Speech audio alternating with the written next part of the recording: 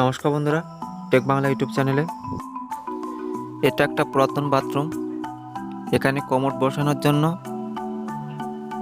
টাইলসের পর open pipe দিয়ে নতুন একটা ট্যাপ কানেকশন করতে হবে, কিন্তু টাইলস থেকে থ্রেডটি মোটামুটি 2 ইঞ্চি ভেতরে থাকায় কোনো ফিটিংসই এখানে ঠিকঠাক ফিটিং হচ্ছে না, যার কারণে ফিটিংসের মাঝে কিছুটা ফাঁকা থেকে যাচ্ছে।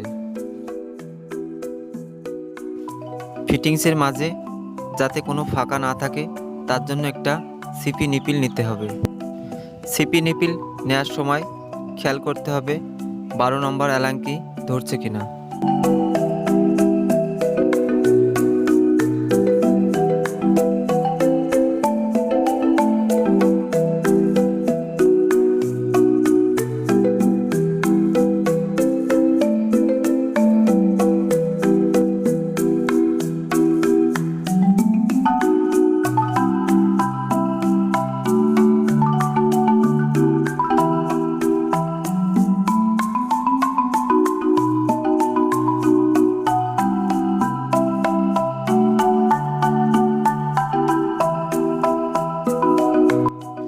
এরপর সিপি নিপিলের থ্রেডটি গ্যালেন্ডার অথবা হ্যাসকো ফ্রেম দিয়ে কেটে নিতে হবে।